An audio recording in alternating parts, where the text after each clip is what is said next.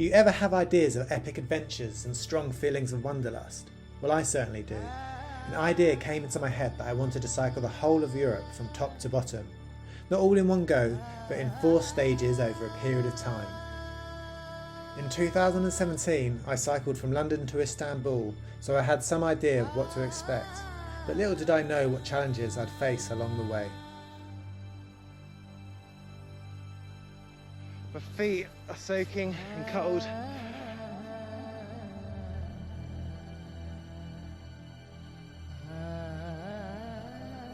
This film will show stage 1 of my trip.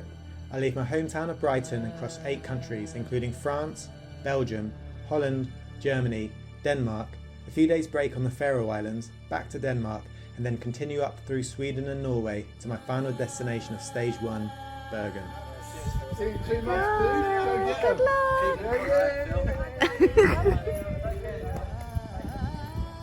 The 24th of April 2022 was the day I decided to leave. Filled with excitement and nerves in equal measure, I said my goodbyes and I was on my way. France, here I come. About an hour or so later, I was boarding the ferry at Newhaven with a few other cyclists, on my way to Dieppe, where my continental Europe journey would begin. See you in 2 months. Welcome to France! Woohoo! This is really the start of my epic journey to Norway, really. It really begins here. And annoyingly, the first bit of... Oh, I've got to drive on the other side of the road, I forgot about that. I'm on the right side? I think so. Yeah. So, the first bit of road that I've got to encounter is a hill, which is lovely. But at least I'm on the road and I'm on the go. In all honesty, my first day was tough. Strong headwinds and lots of hills made the cycling a real challenge. So since leaving the ferry terminal in Dieppe, I've been on quite a main road actually for the past like 10 miles. Wasn't very nice. Wasn't the nicest welcome to my trip, to be honest. And it is crazy windy. You can probably see the wind turbines in the back, how fast they're spinning. But I'm finally on a quiet road now. It was a beautiful evening and I was happy to have completed my first day. I made it! Yes! It's 8 o'clock. So I made it with half an hour to spare. Made it to the campsite. Pretty shattered, but what a beautiful evening. Pretty happy with this. Sun's just going behind the hill there. Got my tent all pitched up. Got a great view of this lake. My bike's inside. And I'm in a nice secure campsite, which is really good. The next few days were sunny but windy. My knee was giving me aggravation, but I powered on through and arrived at my first French city, Amiens. I visited the church that holds the skull of John the Baptist, but much like his severed head, it wasn't there unfortunately, as I think it was on tour. Once I got over that disappointment, I decided to keep the mood jolly and continued my tour to see the tomb of Jules Verne, who seemed pretty eager for a high five. Probably because he wrote some classic novels such as Around the World in 80 Days and 20,000 Leagues Under the Sea. The next couple of days it appeared I was fed up of being above ground, so I visited the underground city of Norway. It was used as a hiding place for locals during the First World War. I then headed to Arras where I'd stay in my first Airbnb, but it was more like a glorified shed/garage to be honest. Little did I know that the Carrier Wellington tunnels were directly below, which were also used during the First World War as a clever way to creep up on enemy lines. Bonjour, just having my petit déjeuner in my shed/garage. Gonna eat this and then head to the tunnels, which are about 10 seconds that way. I found attractions like this using the website Atlas Obscura. It shows unusual and obscure travel destinations from around the world, and I tried to base my route around them. The same afternoon, I left for my next country of Belgium, where I'd stay with a warm shower host named Guy. He was a circus performer living in the city of Tournai. But got some exciting news, because just in a second, I'll be crossing over my first border since entering France. So, welcome to Belgium in 3, 2, 1. Woo! Welcome to Belgium! Yeah! Then to completely the wrong house. Good morning, just left my warm showers place and I'm heading into town now along the river. Such a nice setting where they live, right by the riverside. It was really nice last night. We actually came out and had some food here with their neighbours who live there. Really kind of this, his name's Guy, not Guy. And yeah, just really trusting. Let me stay in his house, he let me do my washing, let me have a shower. He even went out this morning to take his kids to school, his little daughter called Nikita, and just let me basically do what I wanted in the house while he left, so very trusting. But yeah, so this morning it's another nice day. Just gonna go and check out the town centre of Tournai, and then I've got a 30-mile ride to a bivouac camp spot. It's basically legal camping. So quite a chilled day, hopefully give me a chance to have some rest, which I need because I'm pretty shattered.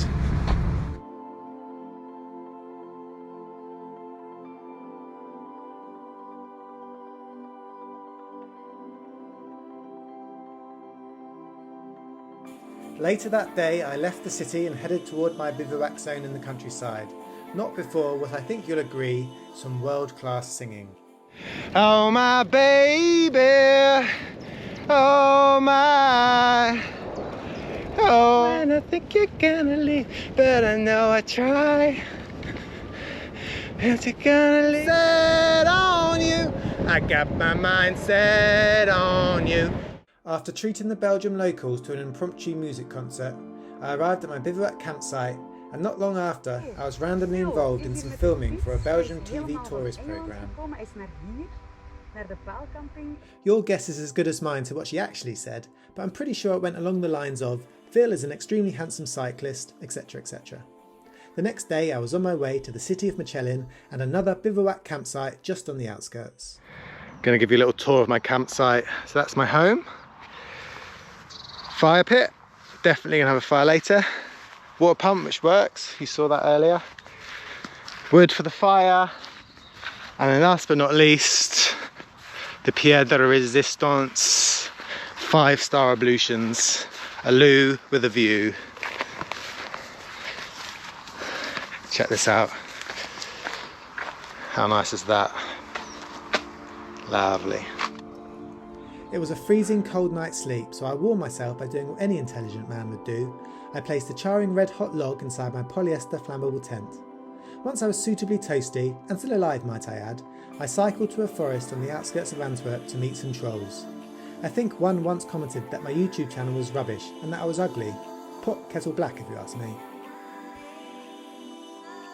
I continued into Antwerp and crossed the Schelde River to my campsite where I was to stay for a couple of nights so that I could have my first rest day. So I'm at my campsite now. I've actually bought a new sleeping bag, you'll be happy to know. And I'm certainly happy to know. Got it from Decathlon, I cycled past it today. And the fact that it was so cold last night, I just thought I might as well. I've got 2 sleeping bags now, so I should be not cold at all. But I'm just going to chill for the rest of the night. Gonna catch up on some washing and have a shower and stuff, which I certainly need because I've not had one for a couple of days. I certainly picked a great day to visit Antwerp with its traditionally tightly packed triangular roof buildings and impressive cathedral. The sun was shining and the city was buzzing. There were busy antique flea markets selling interesting artefacts from around the world, cool street art and quirky sculptures. There was even a colourful parade and an AC/DC tribute band in the town square.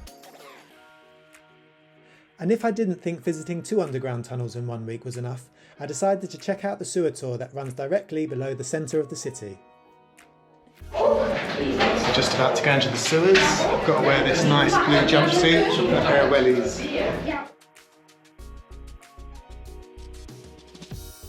I didn't see any Ninja Turtles, but I did see Splinter though.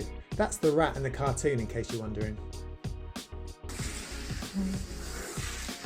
Keeping to my theme of underground tunnels, I left Antwerp the following morning using the cycle path that goes directly under the river, connected by old-fashioned wooden escalators. Perhaps don't take the escalator though, unless you're strong enough to hold onto the extremely heavy laden bike at a 45-degree angle. I found out the hard way. Come on. Yes. Yes, yes, yes, yes, yes. Yes. I'm alive. Didn't kill anyone.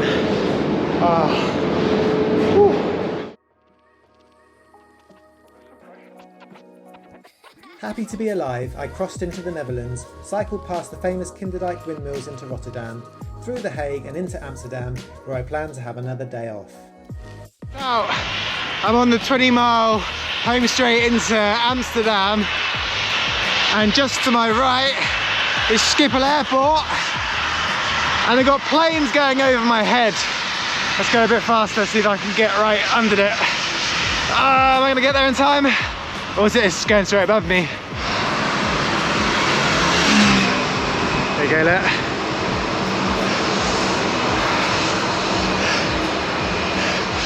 Pretty unique.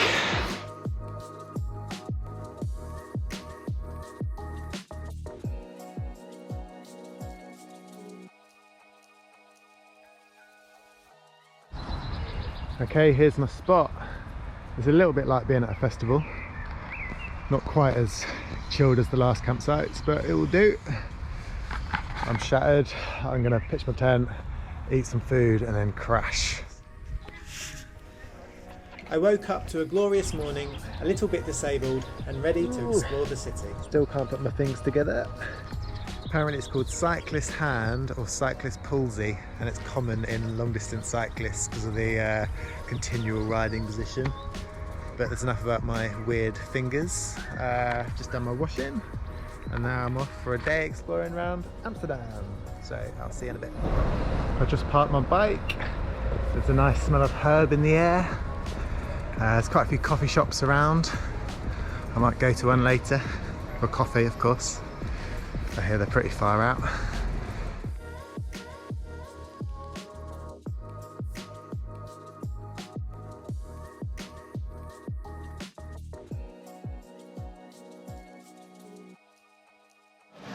Yo, Joey, let's go. I left Amsterdam and cycled through the Dutch countryside. I managed to break my bike on what must have been one of the only hills in Holland. That was about 10 minutes after finding one of those lucky four-leaf clovers. Check this out for a four-leaf clover. Probably the best one I've ever found. Big one as well. So that four-leaf clover hasn't brought me much luck. That's why. I was coming up this hill and changed gear, and my chain slipped and has bent my derailleur.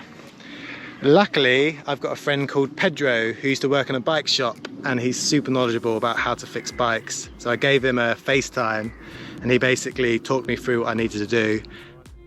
Once I had fixed my bike, I was back on the move, only to be attacked by a plague of midges not long after. FYI, oily fingers aren't ideal when trying to get bugs out of your eyes. That four-leaf clover was certainly working its magic. It wasn't. That was a joke, by the way. Or perhaps it was, as later that day I found a friendly bike shop who fixed my derailleur and installed some front racks to my bike, which was something I needed and was struggling to find elsewhere. He only charged me €20, and he also gave me a Dutch biscuit, which was delicious. That's not a rude euphemism, by the way. It really was a delicious biscuit. So I just passed this bike shop, and this friendly man here, what's your name? Arvid. Arvid. He's kindly fixed my derailleur, so that's straight now.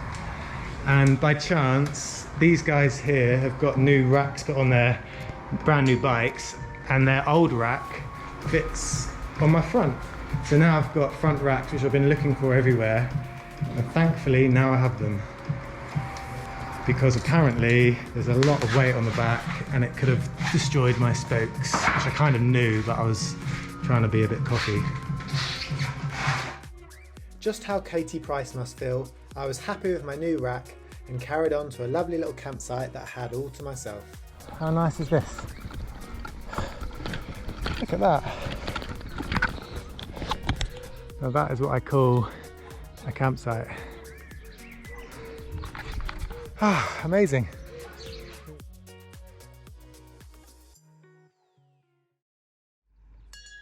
The next day, I left the small village where I was staying and crossed a river where you had to ring a bell to get the attention of the people on the other side, who would then collect you on a small boat. I continued to a very touristy place called Giethoorn, which is described as the Venice of Holland. Not so easy on a bike, might I add, what with the narrow paths, bridges and all the tourists. Once I'd had my fix there, it was off to my next country of Germany, where I'd booked myself an Airbnb. 2, 3, 1. Guten Tag, Deutschland! Oh, this is my cosy little room for one night. Ah, this bed feels amazing. Oh, I'm pooped, I tell you. It was a beautiful morning, and today's ride would be all about misleading signs, 80s disused monorail systems and abandoned World War II tanks in a field. I honestly thought this sign said something different to start off with. We are in Germany after all. Check this out, it's an old monorail system. You can see the track there, look. I'll show you more around the corner. I wonder why they stopped using it. A little bit tricky to find, but I made it. I'm not entirely sure if I'm meant to be here because there's a van over there and this is all fenced off. Annoyingly, I was really hoping it wouldn't be so I could go and climb on the tanks and stuff. Pretty cool nonetheless. I might fly my drone over. I think I can get away with it. If that van wasn't there, I'd probably climb over the fence. It's so annoying.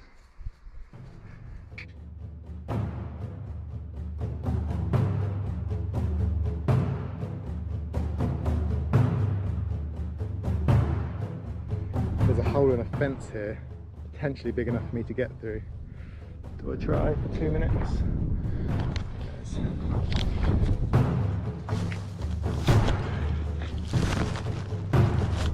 I'm in.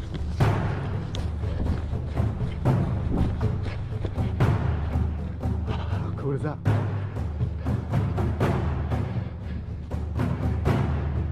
Quick photo. Right, let's go before I get caught.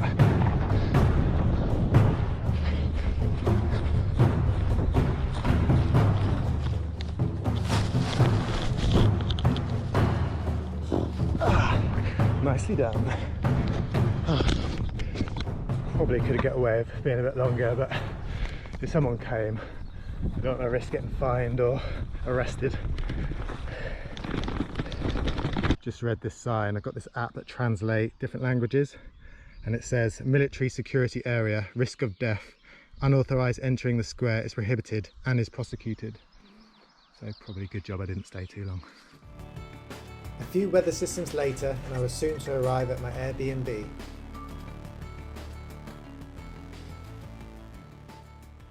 It's the first proper rain since I've left England. Hopefully it's just a passing shower, but for now I'm just gonna stand under this tree and wait it out. I don't fancy getting soaking wet. It's been a weird day weather-wise. It's been rainy, windy, sunny, dry. I've even had a tornado. But I think this is my Airbnb. I've arrived in good time, so I've got the whole evening to chill. What else? Yeah, the second half of the day was a bit of a slog because it was just I had like a dual carriageway for most of it, so it wasn't the most pleasant ride. But happy to be here and looking forward to a chilled evening.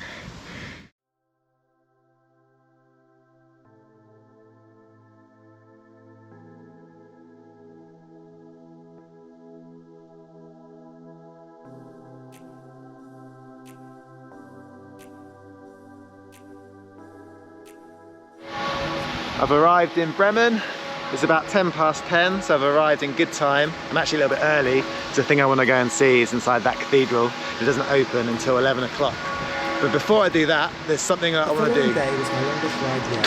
Cycling over 90 miles. Yeah, disgusting, I know. It's actually quite common practice for locals to do that in the city, because this stone here marks a spot where a local prisoner and poisoner was executed, and this stone marks a spot where his head rolled and finally stopped rolling.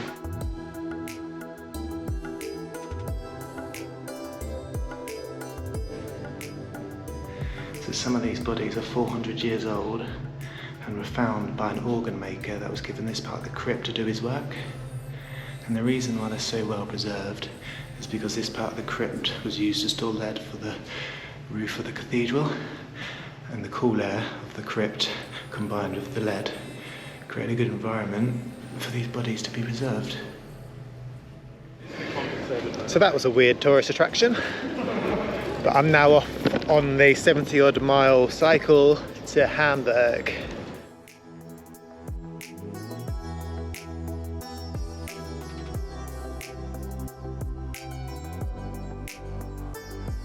I am cream crackered, but I made it to Hamburg. It's 13 minutes past 9. I rode 90.55 miles today. It's a big old city, it took me a long time to get through. But I'm at my hostel now, and I'm gonna go and find a hamburger. Once again, I'd lucked out with beautiful weather on my day off to explore the city.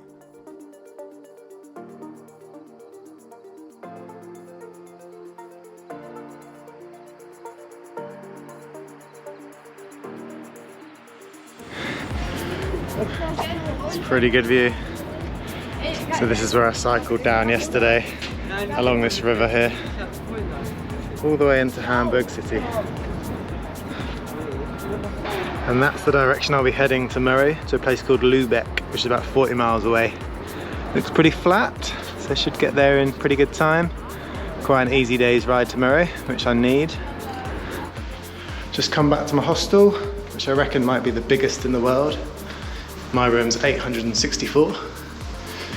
It's quite early still, but it's really hot outside and I'm pretty drained, to be honest.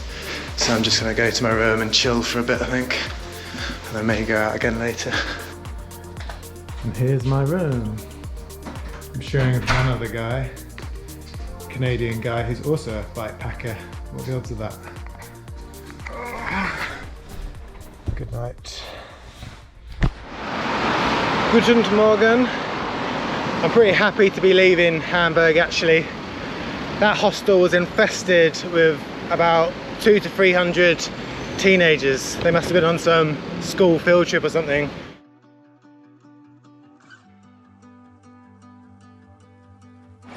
So it wasn't the most interesting ride from Hamburg to Lubeck, but it was pretty easy and I'm here in good time. It's just gone 1. I rode 41 miles. I'm actually here 2 hours before my check-in in my hostel, which is just there. Hopefully they'll let me in early. If not, hopefully I can leave my bags and then go for a little stroll around the city.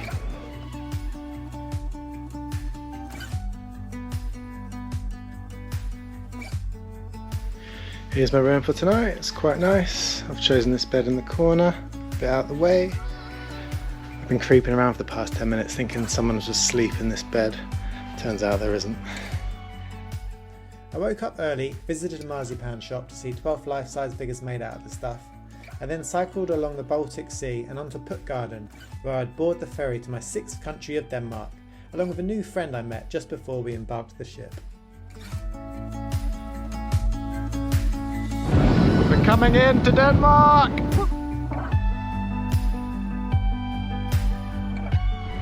Say hello, Johannes. Hello, Phil. Hello, Phil. And where are you from? From Austria. Yeah, I'm 60 years and go 1 month to Stockholm with the bicycle. I'd planned to camp in a hut not too far from the ferry port. I invited Johannes to join me as he hadn't arranged anywhere to stay. There are a lot of these huts dotted around Denmark, sometimes free or for minimal cost. They're often set in picturesque settings and a great way of bike touring on the cheap. Plus, it's more adventurous. Here we are. No one here. How nice is this? And this is where I'm sleeping tonight. Check it out. Pretty cozy, I'd say. Yeah, pretty good. Johannes left early the next morning and I was on my own again. I took a slight detour from my route and visited the Museum Obscurum, a weird place full of unusual artefacts, strange creatures and other weird culty stuff. I carried on to my next camp spot, another hut where I met another bikepacker named Francisco, an Argentinian who was cycling a similar route to me. The same evening we shared our food and recreated the World Cup final. Okay, it's England versus Argentina in the World Cup. Oh yes, it's over! Obviously England lost on penalties, and then the next morning we cycled into Copenhagen together, taking shelter from the intense hailstorms when we could. Great to meet you. It's a pleasure. Yeah. See you maybe in these days. Hopefully, yeah. I said my goodbyes and then it was time to explore the city. Here you go, you can tell by the tourists that I'm at the Little Mermaid statue. I'm obviously going to come and see this one, but there's another one that I want to see, which I think might be a little bit better. And there she is, look. But let's go and check out her friend.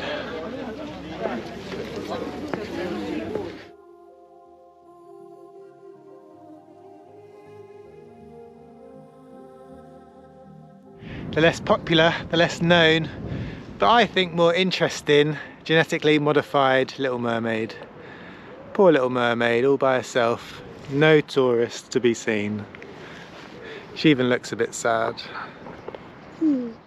My girlfriend Emma visited me in Copenhagen, as the following day we were off for a 5 nights break in the Faroe Islands, which actually turned out to be 4.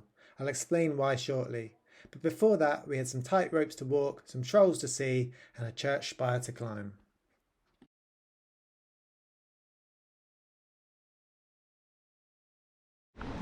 Early next morning, we flew to the Faroe Islands, circled round for an hour or so, then flew straight back to Copenhagen, annoyingly. Apparently, the visibility was too bad to land. The next day, we missed our flight because we got the times wrong, but somehow I managed to blag our way onto a fully booked flight, and eventually we made it to the island. It was actually a miracle. We had 4 amazing days on the islands, and I highly recommend it if you're after incredible landscapes and a real adventure. And puffins. Upon returning to Copenhagen, I said my goodbyes to Emma and left the city minus 1 pannier. The hotel I'd paid to look after them had managed to lose one, frustratingly, but I managed to bodge a spare rucksack I had to the rack, and I was soon underway again. I've strapped it on with one of these bungee things and my lock. Hopefully it won't touch my wheel. Seems pretty secure. I've managed to balance the bags out, so that's good. So I think I've found a solution. I boarded a ferry and continued my journey into my 7th country of Sweden, where that night I slept in a disabled toilet, as that seemed like the best option at the time. It was actually very practical. Desperate times call for desperate measures. I think I'm going to sleep in a toilet. But on the upside, easy access for a wee in the night. Water, really warm, the radiator is on. Locked door, I think it's alright. Better than pitching a tent in the cold. Just hope no one comes. If they do, I'll just say, sorry, I was just using the loo. I left pretty sharpish the next morning and cycled to Borskora, a 33-foot deep gorge where I did my best impression of the guy from 127 Hours. Do my reenactment of 127 Hours. Ready? I'm going to have to cut through my arm.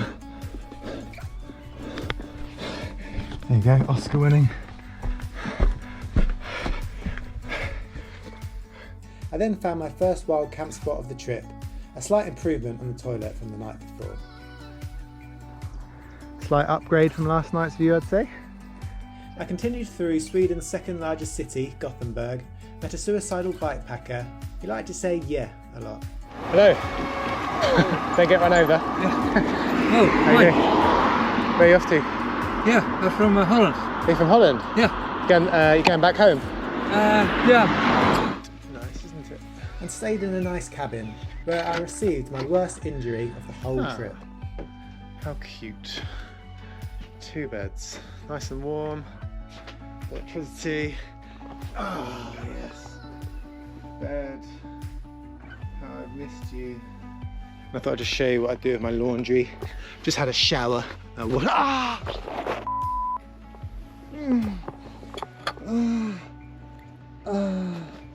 I won't do the laundry. I've just stabbed myself on the side of the heart. That really hurt. Good morning. It's about 11:15. I've just checked out of my cabin, but it's raining. It's the first time I've had to cycle in the rain since I started, really. But on the plus side, that hotel that lost my bag have found it. So at least I can get that back somehow. I think they're going to post it to England. Not ideal, but at least I've got it back. Well, until they send it, that is. And this is exactly why it's frustrating. The hotel lost my waterproof front pannier bag, so I've had to do this now. Not ideal, but hopefully everything inside will be nice and dry. This rain has not let up one single bit. I've just taken shelter in this bus stop, soaked to the core. After a day of cycling in torrential rain, my Airbnb contact decided to send me on a cabin treasure hunt for 2 hours, as I think she didn't even know where it was. Just what I needed. Blimey, by some miracle I've managed to find it, look. How I've done that, I do not know. But thank goodness, because that was getting stressful, if I'm honest. Hash. I'm in! Halle bloody Hallelujah. No toilet. The next morning, the sun had his hat back on, and I went to check out the saucy rock carvings in Tannum that date back to really old. And check this guy out. He's the biggest rock carving in the whole of Scandinavia. And I reckon he's probably got the biggest other thing in the whole of Scandinavia as well. Either that or he's just a piece of scenery. Then I crossed the bridge over to my 8th country of Norway. Check it out, there's a really cool sign. And look, in the road, Sweden, Norway. So as soon as I cross this line, I'm in Norway. I've made it to Norway. Woo! And look at the view. I'm in Sweden, now I'm in Norway, now I'm back in Sweden, now I'm in Norway and Sweden. Woohoo! I was excited to see my first sign for moose, and then I was on the hunt for a place to camp. Just a bit concerned this might be a local dogging area. But I mean, come on. If that doesn't say campsite, I don't know what does. Here's my little setup for tonight. It's quite cosy, I think. Got lasagna cooking for dinner. Got my little mate, the pied wagtail. Don't know if you can see him, but he's just been there all evening, keeping an eye on me. I crossed the ferry from Moss to Horten, and not long after I was entering what felt like true wilderness. Into the wild I go. This is the real deal now, I think. It was a long, windy, tiring day, but it certainly was rewarding. The scenery was really starting to change, and the adventure levels were increasing. I treated myself to a nice cabin so that I could recharge my batteries, in both sense of the word, so that I was prepared for the challenging days ahead. I've just ridden just shy of 90 miles. It's just gone 9 o'clock and I'm here. I think I'm staying in one of these cabins down there. Oh, and those mountains in the distance is where I'm heading tomorrow. I can see patches of snow on it. Here's my cabin. The guy just gave me a Wi-Fi router because it says it comes with Wi-Fi. So he's got it from the office. Double bed, nice. That's all right, this will do. Ah, what a day that's been. I am cream crackered. Actually, I'll raise it a notch. I am plum tuckered. It got pretty wild pretty quick, and I found myself cycling on gravel tracks alone for hours on end.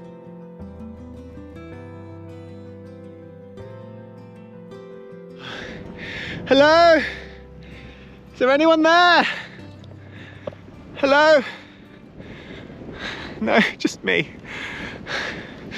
Me and my bike. Excuse me. Does it get more hillier that way? It does. I knew this would be the place to find the perfect camp spot. Sometimes though, something good doesn't always come easy. The challenge just made me appreciate it even more. Yes. Just gone 10 o'clock. I've ridden about 70 miles today. Check this out for a spot. Not bad, eh? This is what I had in mind when I thought about wild camping in Norway.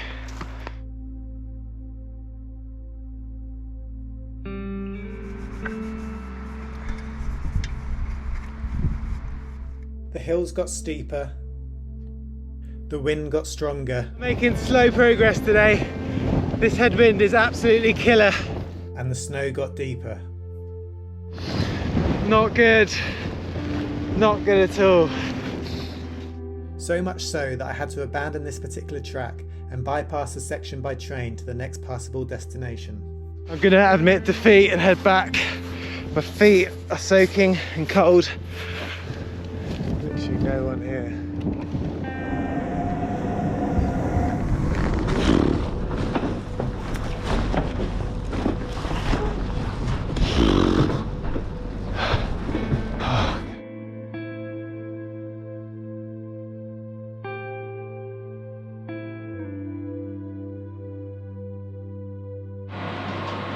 and welcome to Voss. There goes my train. And now I need to find a place to stay for tonight. Not over the moon about tonight's camping spot, but I've ridden about a mile up that way and there's literally nothing. So I'm going to sleep under a table next to a highway. Nice view of the mountains though.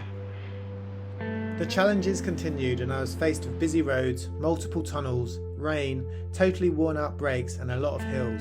It wasn't all bad though, the views were great, there were waterfalls everywhere and I was rapidly approaching my destination of Bergen. Good morning! What a beautiful view from my tent, eh?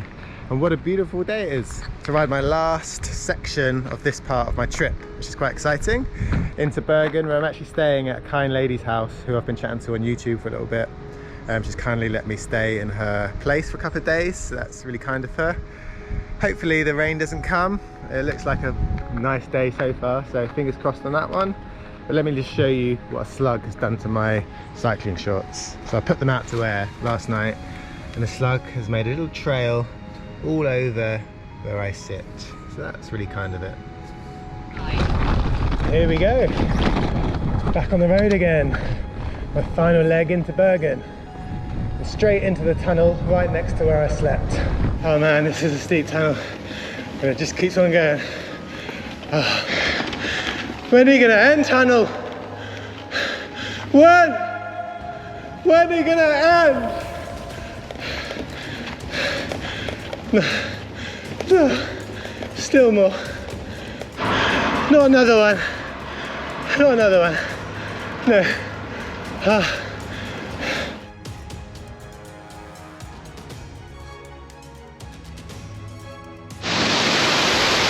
Feel the burn. That's got to be harder than any spin class. That was relentless. Oh. But what goes up must come down, and it was a beautiful long coast downhill into my final destination of stage 1, Bergen. I made it, Brighton to Bergen complete. 27 days worth of cycling, about 1,500 miles ridden I think, and the sun's come out, which is amazing. It isn't raining, it's meant to be the wettest place in Europe. Certainly lived up to the hype yesterday. But for now, I'm just gonna go and find where my host lives so I can enjoy a bit of relaxation for the next 2 days or so before I head to Barcelona and then enjoy some more relaxation and some warm weather, which I'm really looking forward to. So no doubt I'll show you what Bergen has to offer. And until then, I'll speak to you soon. It was so nice to chill over the next couple of days and explore Bergen. But it wasn't long until I was back on my bike again, where I'd fly to Barcelona and cycle back to Brighton. I face extreme heat of more than 40 degrees, the challenging inclines of the Pyrenees, mechanical issues in the middle of nowhere, and a whole bunch of other epic adventurising. Join me in what promises to be a wild ride in my next video of Stage 2, Barcelona to Brighton.